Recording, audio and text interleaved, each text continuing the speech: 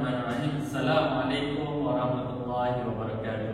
Okay, bersama saya Cikgu Mustafa bin Talib untuk sesi pengenalan berkaitan dengan aktiviti kokurikulum yang akan dilaksanakan di sekolah. Okey, jadi cikgu harap para pelajar dapat memberi perhatian sepenuhnya kerana selepas daripada penerangan dari cikgu, kamu akan menjawab soalan berkaitan dengan topik perkongsian kita pada hari ini. Okey, jadi pada hari ini cikgu akan menerangkan 5 topik berkenaan dengan aktiviti kokurikulum yang kebiasaannya akan dilaksanakan di sekolah. Okey, yang pertama adalah berkenaan dengan aktiviti perkemahan. Yang mana dalam aktiviti perkemahan cikgu akan terangkan bagaimana kamu nak melaksanakan aktiviti perkemahan dalam keadaan selamat dan juga gembira. Okey, yang kedua, aktiviti berkaitan dengan ikhtiar hidup. Okey, dan yang ketiga berkaitan dengan pertolongan cemas yang sangat penting untuk memberi bantuan awal sekiranya berlaku kemalangan yang kecil sementara menunggu bantuan daripada pihak yang sebenarnya. Okay, dan yang keempat berkaitan dengan aktiviti kawat kaki yang mana semua pasukan unit beruniform harus tahu kaedah untuk melaksanakan aktiviti kawat kaki. Dan yang terakhir sekali adalah berkenaan dengan aktiviti ikatan. Okey, tanpa membuang masa, kita tengok topik yang pertama, iaitu berkenaan dengan perkemahan. Okey, apa itu tujuan perkemahan dilaksanakan di peringkat sekolah? Okey, sebenarnya perkemahan ini kita laksanakan adalah untuk melahirkan pelajar, yang mana pelajar itu mempunyai keyakinan diri, yakin dengan kebolehan diri sendiri dan mampu berhadapan dengan berbagai situasi kehidupan. Yang mana kehidupan ini tidak selalunya indah. Okey, yang pastinya ada cabarannya yang tersendiri. Jadi itu adalah tujuan kenapa aktiviti perkemahan ini dilaksanakan di sekolah. Selain itu, kita juga ingin memupuk sikap hormat menghormati dan bekerjasama di antara para pelajar yang lain. Okey, seterusnya kita ke faedah perkemahan. Okey, selaku pelajar SDP, cikgu yakin semua pelajar semestinya boleh berfikir apa faedah-faedah yang diperolehi daripada aktiviti perkemahan. Jadi cikgu hanya senaraikan saja beberapa faedah. Antaranya, perkemahan meningkatkan ketahanan mental dan juga fizikal para pelajar. Okey, selain itu, perkemahan ini juga adalah untuk membentuk disiplin dalam diri pelajar ataupun dalam diri setiap peserta, kerana ketika dalam aktiviti perkemahan terdapatnya peraturan yang diwujudkan bagi memastikan kelancaran aktiviti tersebut. Okey, yang ketiga, perkemahan juga adalah bertujuan untuk membentuk jati diri dan sahsiah para peserta.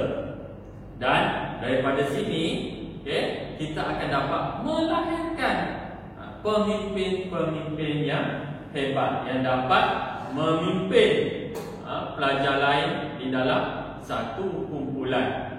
Dan yang terakhir sekali, perkemahan juga semestinya akan dapat memupuk rasa dalam diri setiap pelajar untuk mencintai alam semula jati. Okey, seterusnya kita tengok kepada jenis-jenis kemah yang biasa digunakan di dalam aktiviti perkemahan. Okey, yang mana kita ada 4 jenis kemah. Okey, kemah yang pertama iaitu kita panggil ataupun kita kenali sebagai ridge tent. Okey, yang mana kemah jenis ini dia mempunyai tiang okey, yang melintang di sepanjang bumbung. Okey, kalau boleh tengok di ruangan atas, atas kanvas biru tu adanya satu tiang yang melintang. Okey, yang mana ianya diperbuat daripada bahan nilon yang ringan supaya mudah dibawa dan juga dilipat. Okey, jenis yang kedua ialah print tank. Okey, yang mana print tank ini adalah kemah yang bersaiz besar yang biasa digunakan dalam aktiviti perkemahan di kalangan ahli keluarga. Okey, sebenarnya perkemahan ini pada masa kini bukan hanya dilaksanakan di peringkat sekolah, malah ada sesetengah keluarga turut melaksanakan aktiviti perkemahan di kawasan-kawasan peranian dan sebagainya lah. Okey, kemudian yang ketiga, yang ini cikgu yakin semua pelajar kenal, kemah jenis dome tank. Okey, yang mana berbentuk gelembung dan menggunakan bahan yang sesuai serta ringan dan mudah dibawa. Kebiasaannya di peringkat sekolah kita menggunakan kemah berbentuk dome tank. Okey, dan yang terakhir sekali adalah bell tank. Okey, yang mana mempunyai satu sahaja tiang, yang mana tiang tersebut diletakkan di tengah-tengah dalam kemah, dan kemah ini sebenarnya jarang sudah digunakan, dan digantikan dengan kemah yang cikgu sebutkan tadi, iaitu dome tank. Okey, berkenaan dengan kriteria pemilihan tempat perkemahan. Okey, dalam nak memilih kawasan perkemahan, kita kena tengok 5 kriteria ni. Okey, yang pertama berkenaan dengan sumber asas. Okey, apa itu sumber asas? Sumber asas yang utama ialah air, yang mana untuk memilih tempat berkemah, kita kena pastikan kawasan yang dipilih itu terdapatnya sumber air, kerana air ini sangat penting, sama ada untuk tujuan minuman ataupun juga untuk aktiviti kebersihan. Okey, jadi itu yang pertama, sumber asas. Okey, yang kedua, bentuk muka bumi. Dalam memilih tempat perkemahan, kita mesti lihat bentuk muka bumi sesuatu kawasan. Bagaimana? Iaitu kita mestilah memilih kawasan yang lapang, bukan kawasan yang berbukit. Ini adalah bagi mengelakkan kecederaan ataupun ketidakselesaan semasa berehat. Yang ketiga berkaitan dengan jalan perhubungan. Kawasan perkemahan mestilah dekat dengan jalan utama ataupun laluan perhubungan. Sekiranya ada masalah-masalah kecemasan, ini memudahkan kita untuk mendapatkan bantuan ataupun pertolongan. Yang seterusnya, yang keempat ialah sinar matahari, iaitu bermaksud kawasan yang tidak terlalu gelap ataupun di dalam hutan yang terlampau tebal. Itu haruslah dielakkan. Dan yang terakhir sekali adalah denai binatang, yang mana sekiranya kita ingin membina tempat perkemahan, kita harus mengelakkan daripada membina kemah di kawasan denai binatang, kerana denai binatang ini akan menjadi laluan binatang tersebut, dan ini boleh menyebabkan berlakunya kemalanganlah, terutamanya sekiranya denai tersebut dan laluan binatang-binatang yang berbisa ataupun haiwan buas seperti gajah dan sebagainya lah. Ini adalah 5 kriteria dalam memilih tempat perkemahan yang sesuai. Seterusnya kita beralih kepada keselamatan ketika memasang kemah. Yang pertama, jangan dirikan kemah di puncak gunung atau bukit. Ini yang cikgu sebutkan tadi berkenaan dengan kriteria yang kedua, iaitu bentuk muka bumi. So, jangan sesekali mendirikan kemah di puncak gunung atau bukit. Okay? Memang sekiranya dia boleh mendatangkan kecederaan. Okay. Yang kedua, jarak mestilah 3 meter dan mempunyai laluan di antara setiap kemah. Maksudnya di antara satu kemah dengan satu kemah yang lain, jaraknya haruslah sekurangnya 3 meter. Okey. Ini untuk memastikan adanya laluan di antara setiap kemah, dan sekiranya berlaku apa-apa kecemasan, ini akan melancarkan pergerakan murid. Okey. Yang ketiga, kawasan kemah mestilah dipagar dengan tali untuk menunjukkan kawasan sempadan, terutamanya di antara kawasan perkemahan lelaki dan juga kawasan perkemahan perempuan. Yang keempat, tidak didirikan kemah di bawah pokok ataupun dahan yang besar. Okay? Ini kebiasaan yang kita jumpa ketika di tapak perkemahan. Ada di kalangan pelajar mereka memilih untuk membina kemah di bawah pokok. Betul atau tidak? Kenapa? Sebab ianya teduh, redup. Kan? Tetapi sedarkah anak-anak pelajar bahawa itu adalah tindakan yang sangat bahaya? Kerana sekiranya berlaku ribut, ia boleh menyebabkan dahan patah dan menghempak kemah. Okay. So, tolong untuk tidak membina kemah di bawah pokok ataupun dahan yang besar. Okay. Yang kelima, tidak didirikan kemah di kawasan yang curam. Okay. Yang mana ini boleh mendatangkan bahaya kepada para pelajar. Okay. Dan yang terakhir sekali, tidak membina kemah di denai binatang yang cikgu cakap dalam PowerPoint sebelum ni, iaitu mengelak daripada bina kemah di denai binatang. Okay? Dan pastikan pintu kemah yang dibina menghala kepada laluan supaya memudahkan perjalanan keluar apabila berlakunya kecemasan. Okay. Jadi para pelajar boleh rujuk kepada gambar rajah ini, bagaimanakah kaedah untuk membina kemah. Okey. Okey, seterusnya kita balik kepada topik yang kedua, iaitu berkenaan dengan ikhtiar hidup. Apakah yang kamu faham berkaitan dengan ikhtiar hidup? Biasanya para pelajar pernah dengar perkataan ikhtiar hidup, tapi adakah kamu tahu apakah maksud sebenar ikhtiar hidup? Okey. Mari cikgu terangkan berkenaan dengan maksud ikhtiar hidup.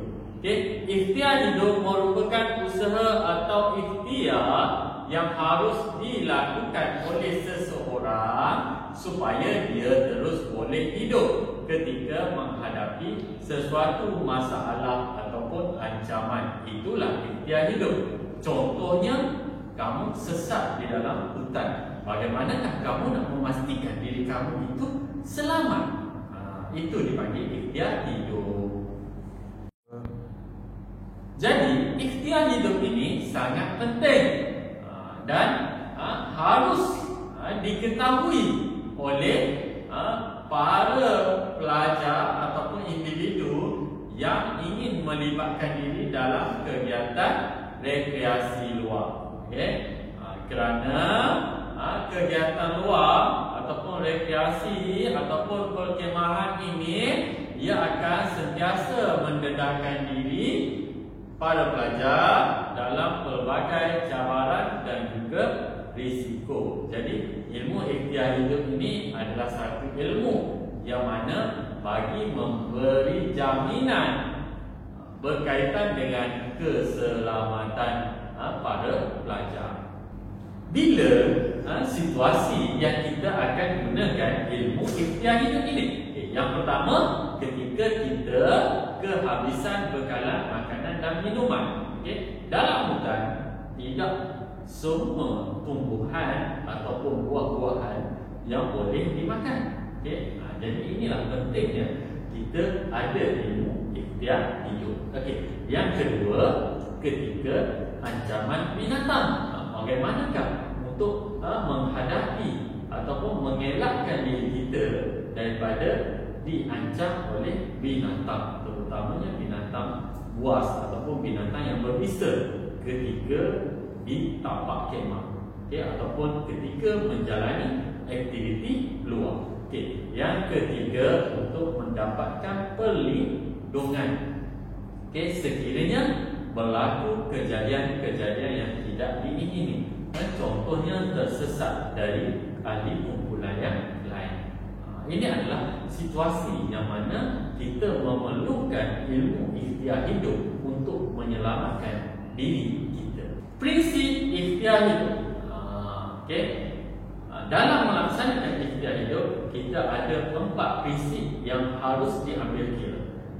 Yang pertama, keselamatan.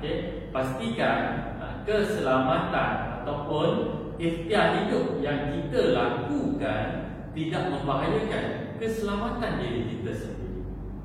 Itu yang pertama. Yang kedua, kawalan diri.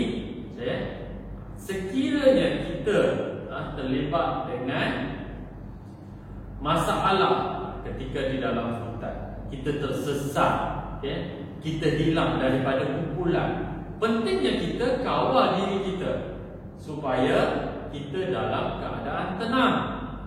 Apabila kita tenang, maka kita akan dapat melaksanakan keputusan dan tindakan untuk membuahkan hasil yang positif. Itu pentingnya kawalan diri. Elakkan daripada diri kita yang menggelabah dan juga tidak sabar. Kita harus bertenang. Yang ketiga, prinsip usaha. Yang mana sekiranya satu usaha itu gagal, kita tidak semestinya berhenti di tahap itu saja.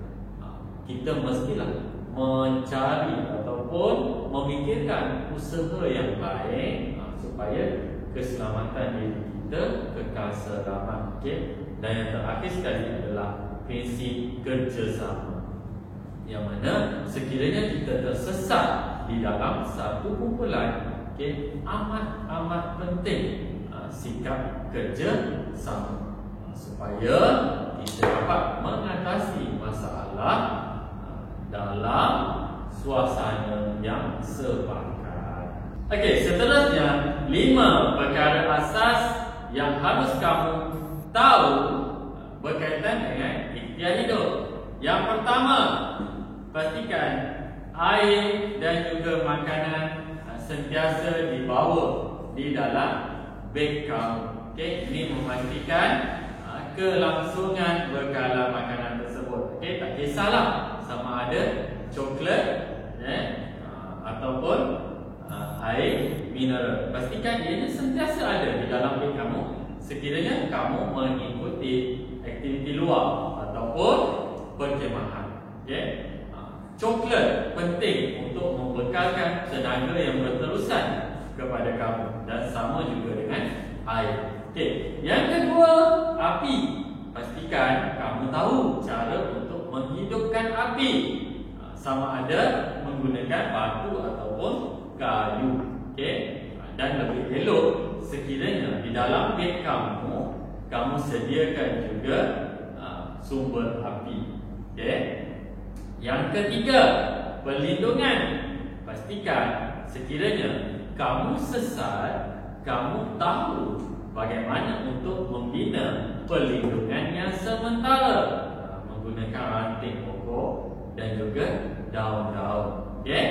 Yang keempat isyarat. Isyarat ini penting untuk mendapatkan pertolongan sekiranya kamu sesat. Okey, antaranya menggunakan isyarat daripada asal. Okey. Yang kelima ialah berkaitan dengan pertolongan cemas. Okey. Pertolongan cemas ini cikgu akan terangkan lebih lanjut di dalam topik yang seterusnya, iaitu berkaitan dengan pertolongan cemas. Okey, pertolongan cemas. Apakah itu pertolongan cemas? Pertolongan cemas adalah rawatan segera yang mana ianya bertujuan untuk sementara. Okey, yang akan diberikan kepada seseorang yang ditimpa kemalangan ataupun kecederaan. Okey, ianya diberi sebelum pesakit tersebut dibawa ke hospital ataupun sebelum tibanya petugas keselamatan di kawasan kemalangan tersebut. Okey, kepentingan pertolongan cemas. Okey, pertolongan cemas ini sangat penting untuk para pelajar tahu dan kuasai serba sedikit. Kenapa? Kerana yang pertama, ianya adalah bertujuan untuk menyelamatkan nyawa. Okey, walaupun ianya adalah langkah yang paling awal, tapi ia boleh menyelamatkan nyawa seseorang. Okey, yang kedua, mengelakkan kecederaan yang kecil, okey, daripada menjadi lebih parah. Okey, yang ketiga, mengurangkan sedikit kesakitan mangsa yang terlibat dengan kemalangan sementara menunggu ketibaan pasukan keselamatan ataupun frontline. Okey, jadi sebagaimana yang cikgu nyatakan tadi, pertolongan cemas ini dia sangat berkait dengan ikhtiar hidup, yang mana pastikan sekiranya kamu terlibat dengan aktiviti luar ataupun aktiviti perkemahan, kamu sediakan bekalan pertolongan cemas di dalam beg kamu. Okey, antara bekalan pertolongan cemas yang kamu sediakan, kamu boleh rujuk kepada rajah tersebut. Bagaimanakah langkah pertolongan cemas dilaksanakan? Okey, dalam memberi bantuan awal ataupun pertolongan cemas, kita ada langkah-langkahnya. Okey, yang pertama, kita haruslah memeriksa terlebih dahulu tempat kejadian. Okey, sebelum membantu, periksa dulu tempat kejadian yang mana sekiranya berisiko, kita kena terlebih dahulu menyelamatkan nyawa kita lah. Okey, yang mana keluar dari kawasan itu dan dapatkan bantuan daripada yang lebih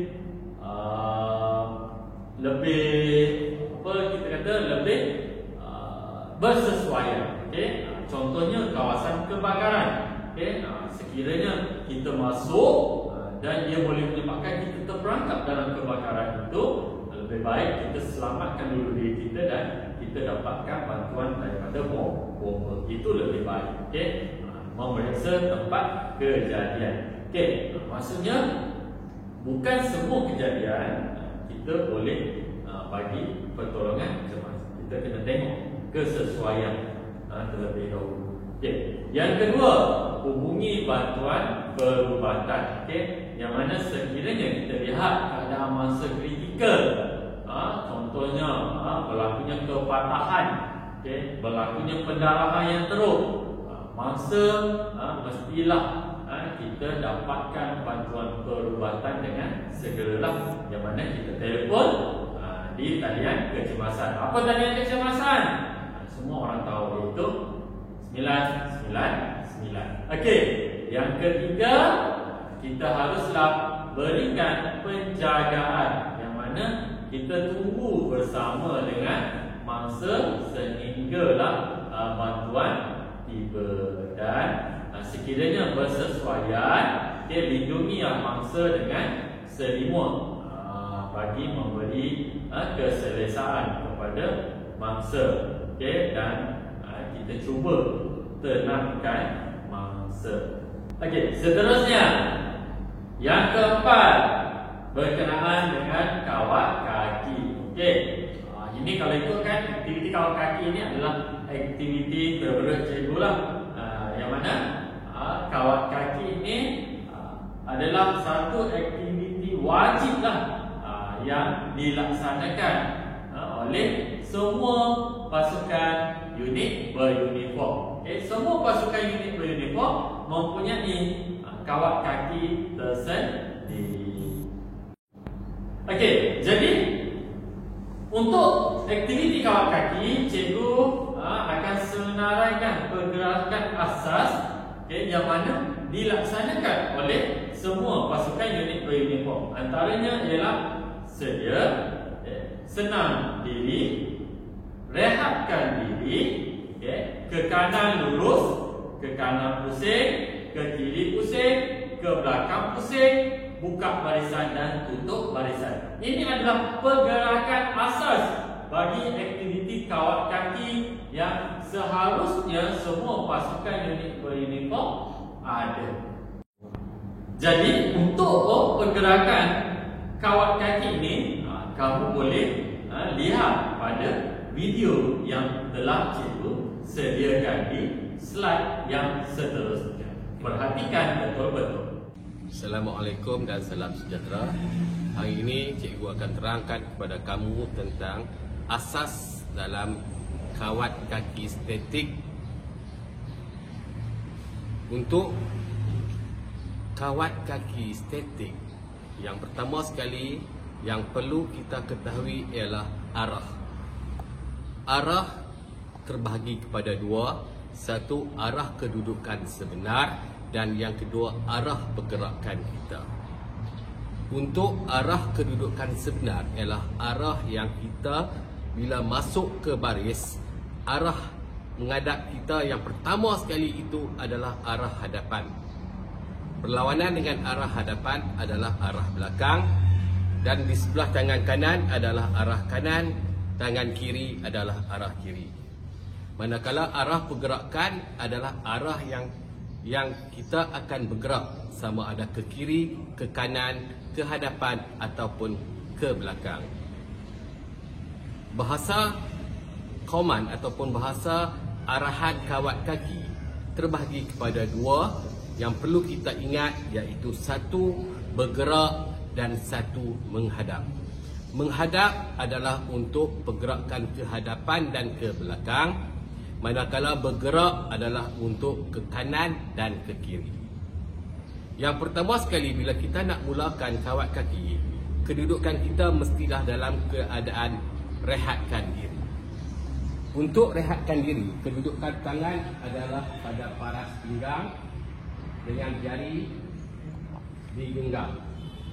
Tangan kiri menggenggam jari tangan kanan. Arahannya adalah baris. Apabila mendengar arahan baris, luruskan tangan yang kita bengkokkan tadi di paras pinggang. Bila kedudukan begini adalah kedudukan senam diri. Mula, ini adalah kedudukan rehatkan diri. Baris, tangan ditolak ke bawah dan kita berada dalam keadaan senam diri. Arahan seterusnya ialah untuk bersedia. Arahan untuk bersedia ialah baris, baris, sedia. Apabila mendengar arahan tersebut, kita perlulah mengangkat kaki kiri. Hentak di sebelah kaki kanan. Semasa mengangkat kaki, pastikan sudut paha kita adalah pada sudut 90 darjah. Tak mau sebegini.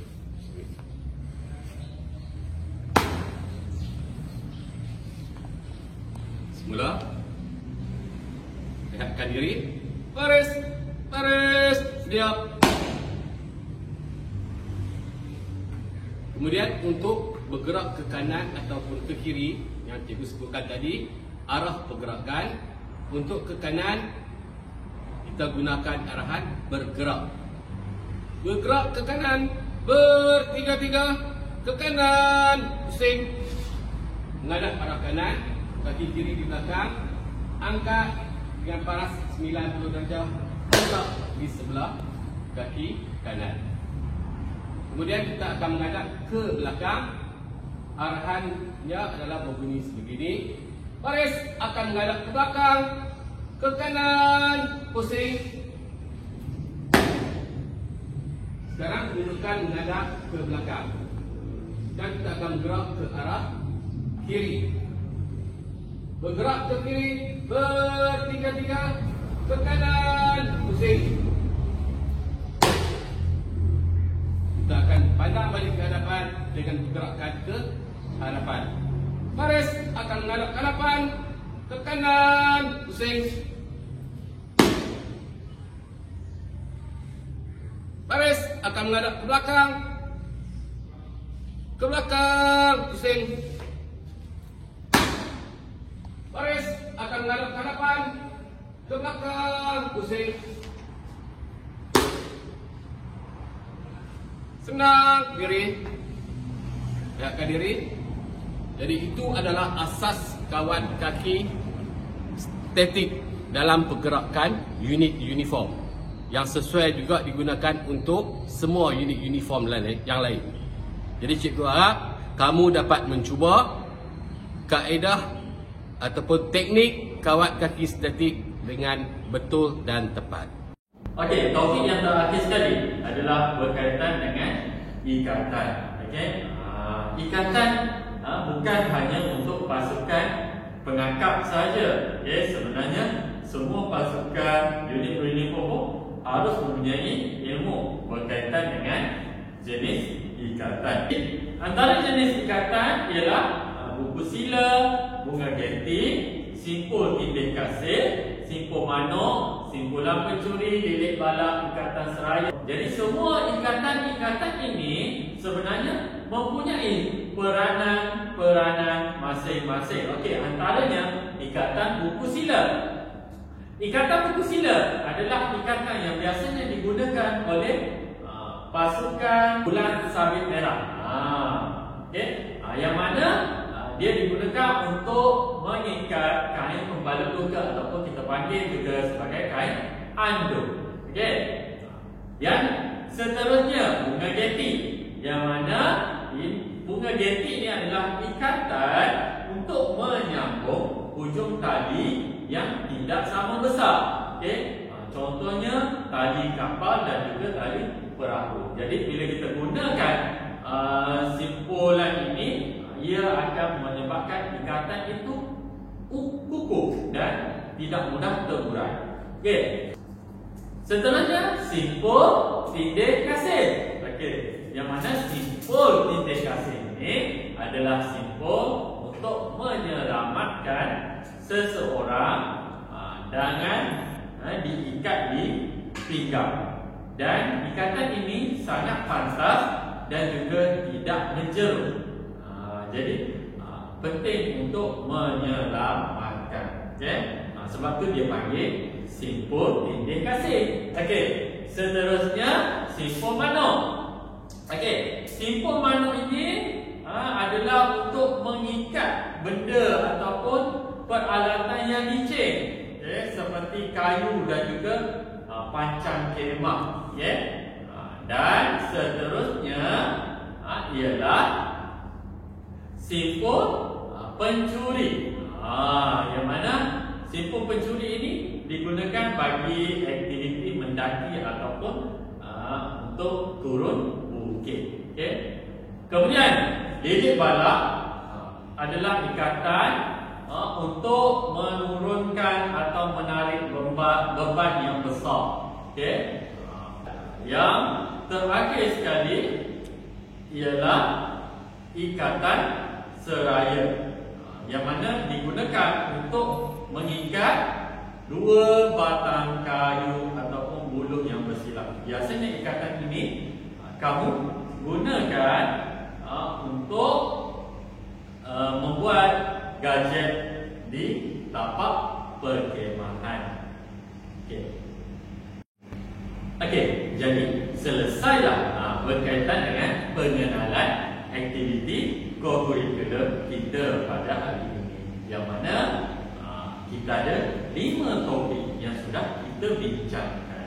Okey, yang pertama adalah berkenaan dengan aktiviti perkhemahan. Yang kedua, aktiviti ikhtiar hidup. Yang ketiga, pertolongan cemas. Yang keempat, aktiviti kawat kaki. Dan yang kelima adalah berkaitan dengan ikatan. Jadi, untuk para pelajar, cikgu harap kamu dapat kuasai topik-topik yang telah cikgu terangkan tadi, dan kamu bersedia untuk menjawab soalan di sesi penilaian nanti. Okay? Dan kamu selaku ahli di dalam mana-mana pasukan unit Berlin Corps harus tahu dan jelas berkaitan dengan aktiviti co-curriculum yang akan dilaksanakan oleh pasukan kamu. Okay? Iaitu 5 asas. Okay, sekian dari cikgu. Kita berjumpa lagi insya-Allah. Assalamualaikum.